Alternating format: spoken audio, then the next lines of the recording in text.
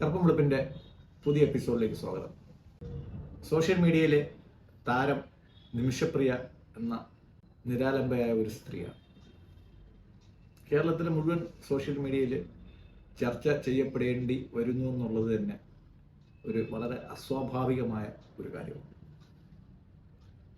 ഒരു നിരാലംബയായ സ്ത്രീ എന്തുകൊണ്ട് സോഷ്യൽ മീഡിയയിൽ വർഷങ്ങളായിട്ട്, മാസങ്ങളായിട്ട്, ദിവസങ്ങളായിട്ട്, മണിക്കൂറുകളായിട്ട് നിറഞ്ഞു നിൽക്കുന്നു എന്നുള്ളത് ഒരു പ്രധാന സംഭവം. ഈ സംഭവത്തിൽ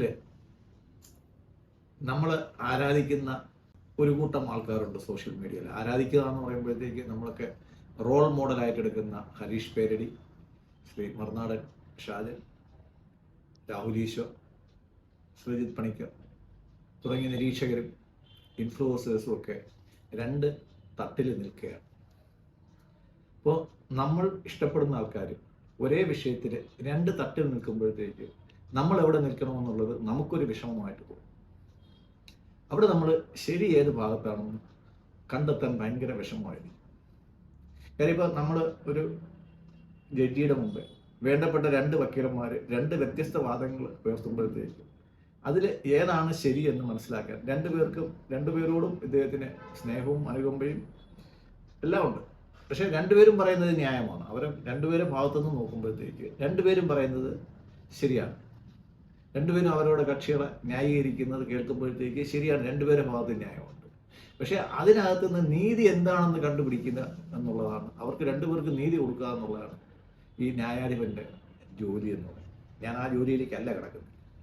അപ്പോൾ നമ്മളെ സംബന്ധിച്ചിടത്തോളം വേണ്ടപ്പെട്ട രണ്ടുപേര് രണ്ട് ഭാഗത്ത് നിൽക്കുമ്പോഴത്തേക്ക് ഇതിൻ്റെ ശരിക്കുള്ള വഴി ഏത്, ഇതിൻ്റെ നടുക്കൂടെ ഉള്ളതാണോ ശരിക്കുള്ള വഴി എന്ന് നമുക്കൊരു സംശയം തോന്നും. രണ്ടുപേരും പറയുന്നത് തെറ്റായിരിക്കാം, രണ്ടുപേരും ശരിയായിരിക്കാം.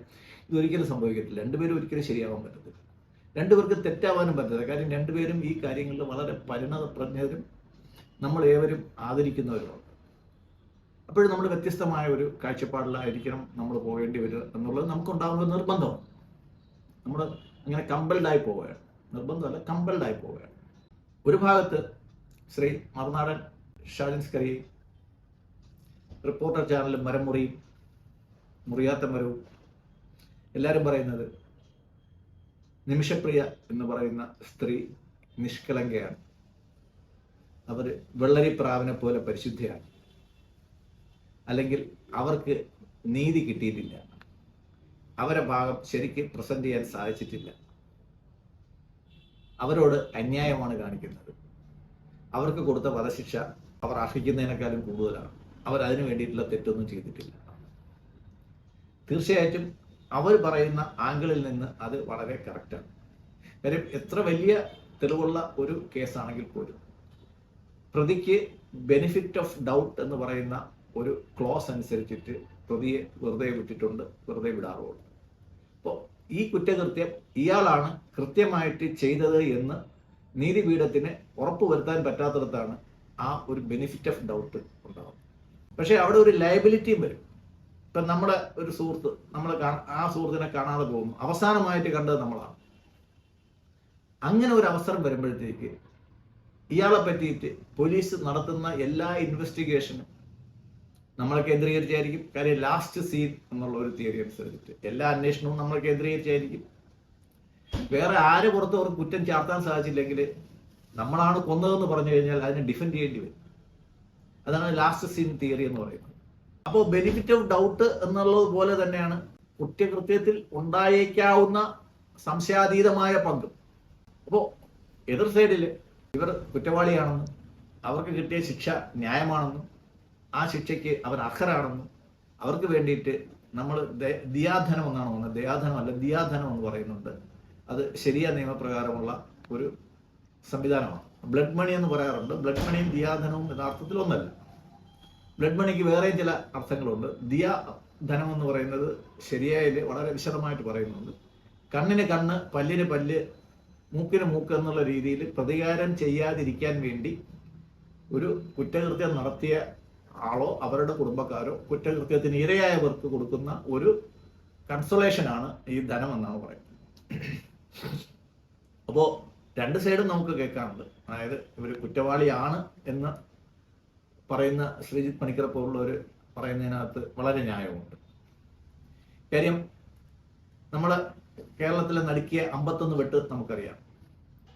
കുട്ടികളുടെ മുമ്പ് ജയകൃഷ്ണൻ മാസ്റ്ററിനെ വെട്ടി നുറുക്കിയതും നമ്മൾ കണ്ടിട്ടുണ്ട്. ഇങ്ങനെയുള്ള ഒരുപാട് ക്രൂരതകൾ കണ്ട ഒരു സമൂഹം തന്നെയാണ് നമ്മൾ. ഇവിടെ നിമിഷപ്രിയയിൽ ആരോപിക്കപ്പെടുന്ന കുറ്റം ഒരു നേഴ്സായ, ഒരു പ്രൊഫഷണൽ നേഴ്സായ നിമിഷപ്രിയ അളവിൽ കൂടുതൽ മരുന്ന് കുത്തിവെച്ച് സെഡേഷൻ കൊടുത്തിട്ട് ഇവരുടെ ഭർത്താവായിട്ട് ഇവര് ഭരിച്ചിട്ടുള്ള ഇസ്ലാം മത ആചാരപ്രകാരം ഇവര് വിവാഹം കഴിച്ചിട്ടുള്ള ആ വിവാഹം സാധുവാണോ അസാധുവാണോ എന്നുള്ളത് വേറൊരു രീതിയാണ്. കാര്യം എന്ന് വെച്ച് കഴിഞ്ഞാൽ നിയമപ്രകാരം വിവാഹം കഴിച്ചിട്ടുള്ള ഒരു ഹിന്ദു ക്രിസ്ത്യൻ യുവതിക്ക് ആ വിവാഹ ബന്ധം നിലനിൽക്കെ വേറൊരാൾ വിവാഹം കഴിക്കുന്നത് അത് ഒരു നിയമപരമായിട്ടുള്ള വിവാഹമല്ല. എന്നാലും അവർ വിവാഹ ബന്ധത്തിൽ ഏർപ്പെട്ടു. ഇസ്ലാം മത ആചാരപ്രകാരമായിരുന്നു ആ വിവാഹം. അവർക്ക് ആ രാജ്യത്തെ പൗരത്വത്തിനുള്ള അവകാശമുണ്ട്. ആ വിവാഹം സാധുവായിരുന്നെങ്കിൽ അത് സാധുവായിരുന്നു. അവർ ഇസ്ലാം മതപ്രകാരം സ്വീകരിച്ച പേരെന്തായിരുന്നു, ഇതൊന്നും സോഷ്യൽ മീഡിയയിലെ ഡിസ്കഷനിൽ വരുന്നില്ല, നമുക്ക് അറിഞ്ഞും കൂടാം. ഞാൻ അതിനെ പറ്റിയിട്ട് അന്വേഷിക്കുന്നുമില്ല. എന്തായാലും അവർ ഇസ്ലാം മതം സ്വീകരിച്ചിട്ടുണ്ട്. അത് അവരുടെ ഗോത്രത്തിലുള്ള ആൾക്കാർക്ക് അറിയാമായിരുന്നു. അവർ ഇസ്ലാം പേരും അവർ സ്വീകരിച്ചിട്ടുണ്ടായിരിക്കണം. കാര്യം അവർ മതം മാറുമ്പോഴത്തേക്ക് പേരും മാറുന്ന ഒരു സ്വാഭാവിക കാര്യമാണ്. പിന്നെ അവർ ഒരുപാട് ക്രൂരതകൾക്ക് ഇരയായി, വൈകൃതങ്ങൾക്ക് ഇരയായി, ഇങ്ങനെയൊക്കെ പറയുന്നുണ്ട്. അത് വൈവാഹിക ജീവിതത്തിനകത്ത് ഇത്തരം കാര്യങ്ങളിൽ നമുക്ക് പ്രസക്തിയില്ല. അത് ഒരാൾക്ക് ശരിയെന്ന് തോന്നുന്ന മറ്റൊരാൾക്ക് വൈകൃതമാവാം, മറ്റൊരാൾക്ക് ശരിയെന്ന് തോന്നുന്ന വേറൊരാൾക്ക് വൈകൃതമാവാം. അതിൻ്റെ മെരിറ്റിലോട്ടൊന്നും നമ്മൾ പോകുന്നില്ല. ഇവര് ഈ തലാല് ഇവരുടെ പാസ്പോർട്ട് പിടിച്ചു വെച്ചു എന്നുള്ളതാണ് ഒരു വലിയ കുറ്റം. അതാണ് നിമിഷപ്രിയയുടെ പ്രശ്നമായിരുന്നതെങ്കിൽ, ഒരു പാസ്പോർട്ട് അയാൾ പിടിച്ചു വച്ചിരുന്നത് മാത്രമായിരുന്നു അവരുടെ പ്രശ്നമായിരുന്നതെങ്കിൽ അവർ ഇതിനൊന്നും പോകേണ്ട ആവശ്യമില്ല. ഇന്ത്യൻ എംബസി ഉണ്ട്, അവർ ബന്ധുക്കളുണ്ട്, അവർ ബന്ധുക്കൾ മുഴുവൻ ഇന്ത്യയിലുണ്ട്. അവർക്ക് ഇന്ത്യയിലെ ഏത് ഉദ്യോഗസ്ഥനെ വേണമെങ്കിലും ഏത് മന്ത്രി വേണമെങ്കിലും സമീപിക്കാം. എൻ്റെ സഹോദരിക്ക് പാസ്പോർട്ട് ഇല്ലാതെ ഇന്ന രാജ്യത്ത് നിൽക്കുന്നു, അവരെ തിരിച്ചുകൊണ്ടെത്തിക്കാം.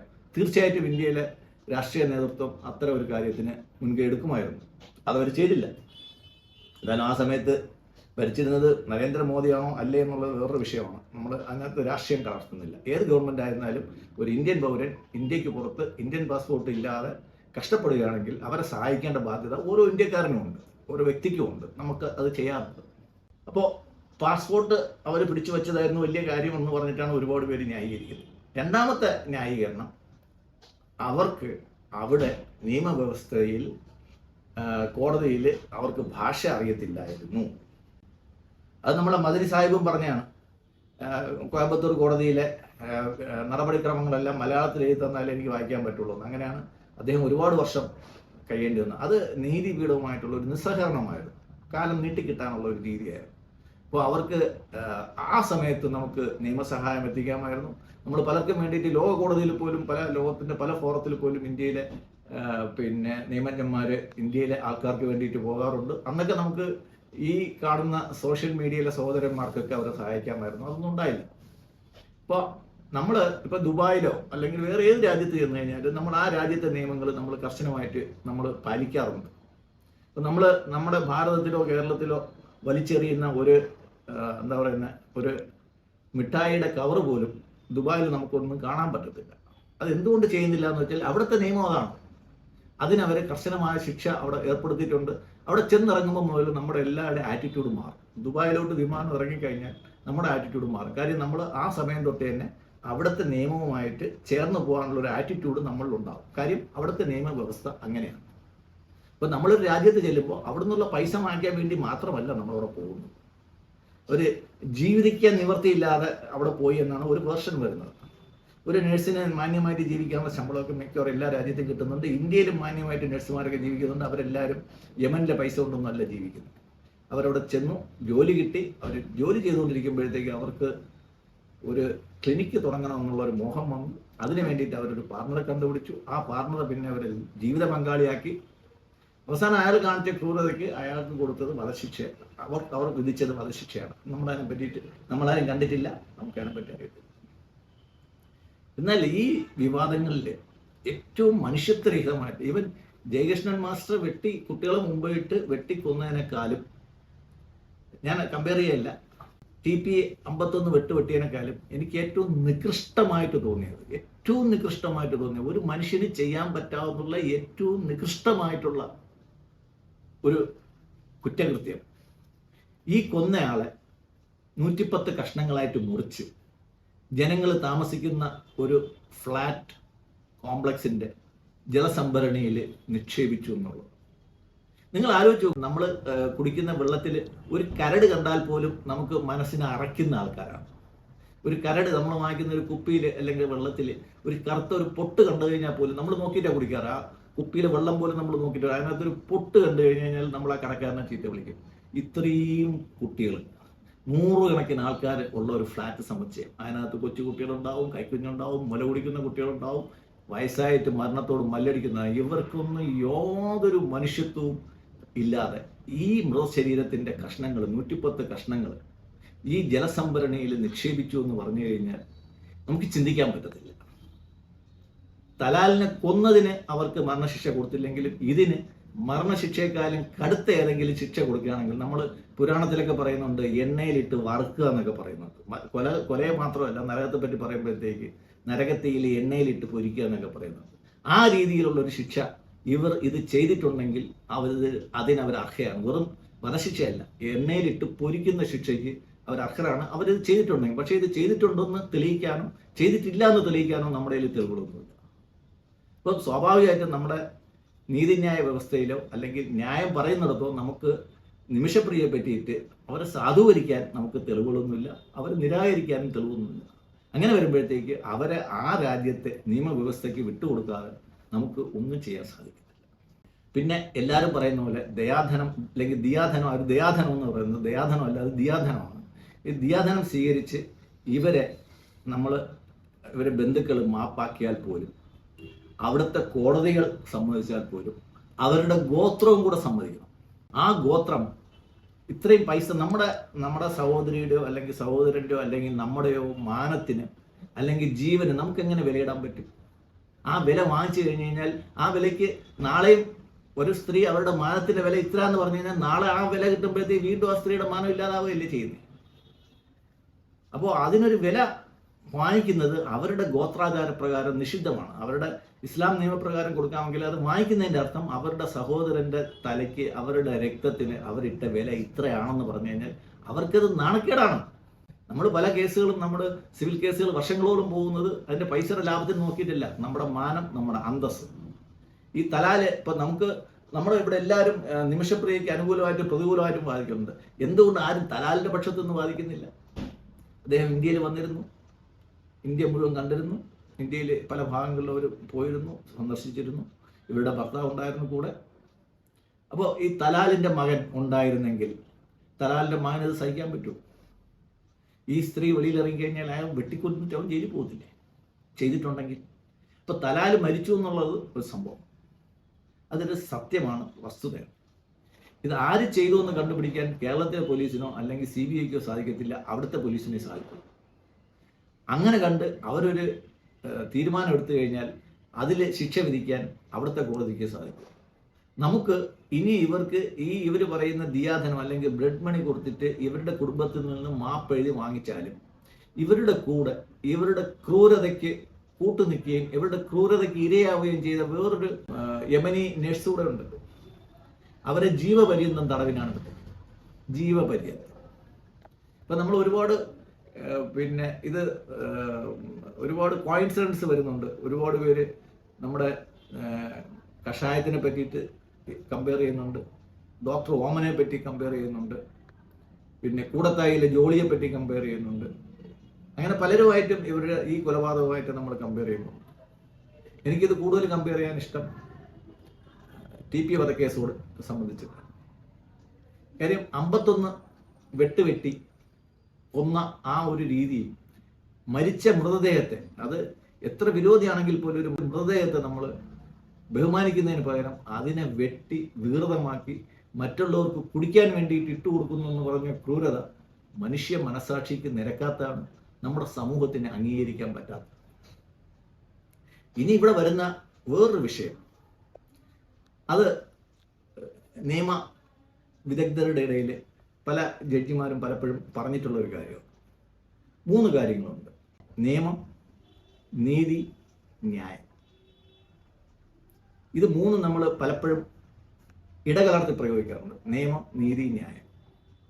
നിയമം, നീതി, ന്യായം എന്ന് പറയുമ്പോഴത്തേക്ക് അത് നമ്മൾ കൃത്യമായിട്ട് മനസ്സിലാക്കുന്നത് നമ്മുടെ ഒരു ചാനൽ ചർച്ചയിൽ ഒരു റിട്ടയർഡ് ഹൈക്കോടതി ജഡ്ജി പറഞ്ഞു, നിയമം വാദിക്കും പ്രതിക്കും കേൾക്കുന്ന ജഡ്ജിക്കും പ്രോസിക്യൂട്ടർക്കും എല്ലാം ഒരേപോലെ ബാധകമാണ്. നിയമം എല്ലാവർക്കും ഒരു നിയമമേ ഉള്ളൂ, നിയമം ഒന്നാണ്. അപ്പോൾ അത് രണ്ടുപേർക്കും കോമണാണ്.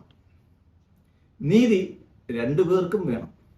കാര്യം ഒരാളെ കൊന്ന് ജയിൽ ശിക്ഷ ഏറ്റുവാങ്ങാൻ വേണ്ടി നിൽക്കുന്ന ആൾക്കും അയാൾ ചെയ്ത കുറ്റത്തിന് ഉള്ള നീതിക്ക് വേണ്ടിയിട്ടാണ് അദ്ദേഹം നിൽക്കുന്നത്. അതുകൊണ്ടാണ് നമ്മൾ നീതിപീഠം എന്ന് പറയുന്നത്. അവിടെ നീതി രണ്ടുപേർക്കും വേണം. ആര് മരിച്ച ആൾക്കാർക്കും വേണം, കൊന്നവർക്കും വേണം. കൊന്നവർക്കും കിട്ടേണ്ട നീതി അവർക്ക് കിട്ടിയേ പറ്റും. അപ്പോൾ നീതിപീഠം, നീതി നിയമവും നമുക്ക് രണ്ടുപേർക്കും ഉള്ളതാണ്. പക്ഷേ ന്യായം എവിടെയെങ്കിലും ഒരു ഭാഗത്തേക്ക്, രണ്ട് ഭാഗത്തും ഒരുപോലെ ന്യായം കാണത്തില്ല. ന്യായം എവിടെയാണെന്നാണ് നമ്മൾ അന്വേഷിക്കുന്നത്. അതുകൊണ്ടാണ് ജഡ്ജിമാരെ പലപ്പോഴും ന്യായാധിപൻ എന്ന് നമ്മൾ സംസ്കൃതത്തിൽ പറയാം. ഈ നിയമവും നീതിയും രണ്ടുപേർക്കും തുല്യമാണെങ്കിലും ന്യായം എവിടെയെന്ന് കണ്ടുപിടിക്കേണ്ട വളരെ ശ്രമകരമായ ഒരു ജോലിയാണ് ഈ ജഡ്ജി എന്ന് പറയുന്ന ആൾ. ജഡ്ജി ചെയ്യുന്ന ആൾ അയാൾക്ക് ദൈവത്തിനോട് കണക്ക് പറഞ്ഞേ പറ്റത്തുള്ളൂ. വേറെ ആർക്കും പറയണ്ട, പക്ഷെ അദ്ദേഹത്തിന് ദൈവത്തിനോട് കണക്ക് പറഞ്ഞേ പറ്റത്തുള്ളൂ. നമ്മൾ മഹാഭാരതത്തിൽ എടുത്തു നോക്കുകയാണെങ്കിലും രാമായണത്തിൽ എടുത്തു നോക്കുകയാണെങ്കിലും ഇതിൻ്റെ ഇൻ്റർപ്രിട്ടേഷൻസ് വരുമ്പോഴത്തേക്ക് രണ്ട് ഇൻ്റർപ്രിട്ടേഷൻസ് വരും. ഇപ്പം നമ്മളൊരു സൈക്കോളജിയിൽ പലപ്പോഴും ഉപയോഗിക്കുന്ന ഒരു വാക്കാണ് മാസ് മെസ്മറിസം എന്ന് പറയുന്നത്, അല്ലെങ്കിൽ മാസ് ഹിപ്നോട്ടിസം എന്ന് പറയുന്നത്. അതായത് ഒരു സമൂഹത്തെ മൊത്തത്തിൽ നമ്മൾ ഉദ്ദേശിക്കുന്ന രീതിയിലേക്ക് കൊണ്ടുപോകുന്ന ഒരു രീതിയുണ്ട്. ആ രീതി ശരിയായിക്കൊള്ളണമെന്നില്ല. പക്ഷേ നമ്മളുടെ വാക്ചാതുര്യം കൊണ്ട്, നയചാതുര്യം കൊണ്ട് ഈ കേൾക്കുന്നവരെല്ലാവരും നമ്മുടെ ഭാഗത്താണെന്ന് വരുത്തി തീർക്കുന്ന ഒരു രീതിയുണ്ട്, ഒരു രീതിശാസ്ത്രമാണ്. അപ്പോൾ ഇവിടെയൊക്കെ സംഭവിക്കുന്നത് ഈ ഒരു മാസ് ഇല്ലെങ്കിൽ മാസ് ഹിസ്റ്റീരിയ എന്ന് വേണമെങ്കിൽ പറയാം. കേൾക്കുന്നവർക്ക് ഇതെല്ലാവർക്കും ഇത് ശരിയാണെന്ന് തോന്നും. ഇത് കഴിഞ്ഞിട്ട് വേറൊരാൾ പറയുമ്പോൾ അതും ശരിയാണെന്ന് തോന്നും. ഇതിൽ ഏതാ ശരി നമുക്കറിയില്ല. ഓരോരുത്തരും പറയുന്നതിനനുസരിച്ചിട്ട് ശരിയാണെന്ന് നമ്മളെ കൊണ്ട് തോന്നിക്കുന്ന ഒരു രീതിയാണ് നമ്മൾ ഇക്കാര്യത്തിൽ പറയുന്നത്. നമ്മൾ ആദികാവ്യമായ രാമായണം എടുത്ത് നോക്കുമ്പോഴത്തേക്ക് രാമനോട് വനത്തിൽ പോകാൻ ദശരഥൻ പറയുന്നു. അനുസരണയുള്ള ഒരു മകൻ എന്നുള്ള രീതിയിൽ, മര്യാദ പുരുഷോത്തമൻ എന്നുള്ള രീതിയിൽ രാമൻ അത് ചെയ്യുന്നു. പക്ഷെ നമ്മുടെ കോൺഷ്യസ് അനുസരിച്ചിട്ട് ദശരഥൻ രാജാവാണെങ്കിലും അദ്ദേഹം ഇടുന്ന ഉത്തരവ് രാജ്യ താല്പര്യത്തിന് വിരുദ്ധമാണെങ്കിൽ അതനുസരിക്കാൻ രാമന് ബാധ്യതയില്ല. കാര്യം രാജ്യമാണ് വലുത്, അച്ഛൻ പിന്നീട് ഉണ്ടാകുന്നത്. രാജ്യ താല്പര്യത്തിന് വേണ്ടിയിട്ടായിരുന്നു രാമൻ ആ നിർദ്ദേശം അംഗീകരിച്ചതെന്ന് ചോദിച്ചു കഴിഞ്ഞാൽ അല്ല, അച്ഛൻ്റെ താല്പര്യത്തിന് വേണ്ടിയിട്ടാണ്. അതുപോലെ നമ്മൾ രാമായണം വിസിറ്റ് ചെയ്യുമ്പോഴത്തേക്ക് രാമായണത്തിൽ നിന്ന് മാറി നമ്മൾ മഹാഭാരതത്തിലോട്ട് എത്തുമ്പോഴോ ധൃതരാഷ്ട്രരുടെ രാജ്യം അദ്ദേഹം അന്ധനായതുകൊണ്ട് അദ്ദേഹത്തിന് പരിപാലിക്കാൻ പറ്റാത്തത് കൊണ്ട് അനുജനെ കസ്റ്റോഡിയനായിട്ട് ഏൽപ്പിക്കുകയായിരുന്നു പാണ്ഡു. ആ അനുജന്റെ മക്കൾക്ക് രാജ്യത്തിൽ എങ്ങനെ അവകാശം വരും? അപ്പോൾ തിരിച്ചു ചോദിക്കുമ്പോഴത്തേക്ക് നമ്മൾ രാമായണത്തിലും മഹാഭാരതത്തിലും നമ്മൾ ഹീറോകളായിട്ട് വിചാരിക്കുന്നവരെ പലപ്പോഴും വില്ലന്മാരായിട്ട് നമുക്ക് വ്യാഖ്യാനിക്കാനും ചിന്തിക്കാനും കാണാനുമുള്ള സ്വാതന്ത്ര്യം നമുക്ക് എല്ലാവർക്കും ഉണ്ട്. അതുകൊണ്ട് പലപ്പോഴും കൃഷ്ണൻ പറയുന്നത് ശരിയാണെന്ന് നമുക്ക് തോന്നിയിട്ടില്ല. പക്ഷേ കൃഷ്ണന് ഭക്തിയുണ്ട്, നമ്മൾ കൃഷ്ണന്റെ ആരാധകരാണ്, രാമന്റെ ആരാധകരാണ്, രാമനോട് ഭക്തിയുണ്ട്. പക്ഷേ രാമനോട് ഭക്തി ഉള്ളതുകൊണ്ടോ കൃഷ്ണനോട് ഭക്തി ഉള്ളതുകൊണ്ടോ അവർ ചെയ്തതെല്ലാം പൂർണ്ണമായിട്ട് ശരിയാണെന്ന് വിശ്വസിക്കാത്ത ഒരു സമുദായത്തിലാണ് നമ്മൾ ജീവിക്കുന്നത്. ഇപ്പോൾ നിമിഷപ്രിയ തെറ്റ് ചെയ്തിട്ടുണ്ടായിരിക്കാം, ചെയ്തിട്ടില്ലായിരിക്കാം. ഒരു നിഷ്കളങ്ക എന്ന് സ്ഥാപിക്കാൻ നമുക്ക് യാതൊരു നിയമം. പക്ഷേ ഈ കുറ്റകൃത്യത്തിൽ കൂട്ടാളിയായിട്ട് ചേർത്ത യമനി വനിതയ്ക്ക് കൊടുത്ത ജീവപര്യന്തമെങ്കിലും അവർക്ക് കൊടുക്കേണ്ടതാണ്. കാര്യം ഇന്ത്യൻ നിയമം അനുസരിച്ചിട്ടാണെങ്കിൽ ആ സ്ത്രീ ഒരു അപ്രൂവർ ആയിരുന്നെങ്കിൽ, അത് അവർ കുറ്റം സമ്മതിച്ചിരുന്നെങ്കിൽ, ഇവളാണ് കുറ്റക്കാരി എന്ന് ഞാൻ അവളെ സഹായിക്കുകയാണെന്ന് ചെയ്തിരുന്നെങ്കിൽ അവർക്ക് മാപ്പുസാക്ഷിയാവാമായിരുന്നു. ഇന്ത്യൻ നിയമം അനുസരിച്ചിട്ട് അവർക്ക് ശിക്ഷ കിട്ടത്തില്ലായിരുന്നു, ഇവരെ ശിക്ഷ ഉറപ്പിക്കുകയും ചെയ്യുമായിരുന്നു. പക്ഷേ ഈ ഇന്ത്യയിലെ നിയമങ്ങളല്ല ശരിയ നിയമങ്ങൾ ഉള്ള യമനിലും മറ്റ് അറബിക് രാജ്യങ്ങളിലും ഉണ്ട്. നമ്മുടെ ശിക്ഷ അനുസരിച്ചിട്ട് ഇതിൻ്റെ രീതി വേറെ ആവുമായിരുന്നു. നമ്മൾ 100 പേര് നിന്ന് 100 പേര് കണ്ട് ഒരാൾ 100 പേര് വെടിവെച്ച് വന്നു കഴിഞ്ഞാലും അയാളെ ശിക്ഷിക്കണമെങ്കിൽ നമ്മുടെ കസബിൻ്റെ കേസിൽ നമുക്കറിയാം അയാളെ നമ്മൾ എത്ര വർഷം ബിരിയാണി കൊടുത്ത് തീറ്റിപ്പോറ്റിയെന്ന്. കാര്യം ഇന്ത്യൻ നിയമം അത്രയ്ക്ക് വളരെ ജനങ്ങളോട് ഭയങ്കര നീതിപരമായിട്ട് പോകുന്നതാണ്. അവർ ഒരുപാട് ഡിലേ ചെയ്ത് പോകുന്നതാണ്. ഇസ്ലാമിക് നിയമങ്ങളിൽ ഈ ഒരു രാജ്യത്ത് 2014 ചെയ്ത കൊലപാതകത്തിന് പലരും ചോദിക്കുന്നുണ്ട്, അവർ ഇത്രയും വർഷം 8 വർഷം ജയിൽ ശിക്ഷ അനുഭവിച്ചില്ലേ, അതുപോരെ? ആ 8 വർഷം എന്ന് പറയുന്നത് അവർ ജയിൽ ശിക്ഷ അനുഭവിച്ചത് ശരിയാണ്, പക്ഷെ അത് അവർ ചെയ്ത കുറ്റകൃത്യത്തിനുള്ള ശിക്ഷയാണെന്ന് നമുക്കൊരിക്കലും തോന്നിയിട്ടില്ല. കാര്യം അതൊരു ട്രയൽ പീരീഡാണ്. വധശിക്ഷ വിധിച്ചതിന് ശേഷമുള്ള ശിക്ഷാവിധി അത് മാനസികമായിട്ട് ഭയങ്കര സംഘർഷം ഉണ്ടാക്കുന്നതാണ്. ആ സഹോദരിയോട് അവരുടെ ആത്മാവിനോട് നമുക്ക് സഹതാപമുണ്ട്. പക്ഷേ നമുക്ക് അതിനോട് ഏകാത്മകത്വം നമുക്ക് പാലിക്കാൻ നമുക്ക് ബുദ്ധിമുട്ടുണ്ട്. അപ്പോൾ ഇക്കാര്യത്തിൽ നമ്മൾ പണിക്കരോടൊപ്പമാണ്. പണിക്കർ പറഞ്ഞാണ് ശരി, പണിക്കർ പറഞ്ഞതിനകത്താണ് ശരി, അത് മാത്രമാണ് ശരിയെന്ന് പറഞ്ഞില്ല, മറ്റുള്ളവർ പറയുന്നതിനകത്തും കാര്യങ്ങളുണ്ട്. പക്ഷേ ഇവിടെ ഈ കേസിനകത്ത് ഈ പറഞ്ഞ പോലെ കൊലപാതകത്തിനേക്കാളും വളരെ നിഷ്ഠൂരമായ ഒരു കൃത്യം അയാൾ ചെയ്തു എന്നുള്ളതിന് പ്രത്യേകിച്ച് തെളിവിൻ്റെ ഒന്നും ആവശ്യമില്ല, സാഹചര്യ തെളിവ് മാത്രം മതി. ആ കുട്ടിക്ക് ദൈവം തക്കതായ ശിക്ഷ, നീതിമാനായ ദൈവം തക്കതായ ശിക്ഷ കൊടുക്കുമെന്നുള്ളത് തന്നെയാണ് എല്ലാ മതങ്ങളിലെയും വിശ്വാസം.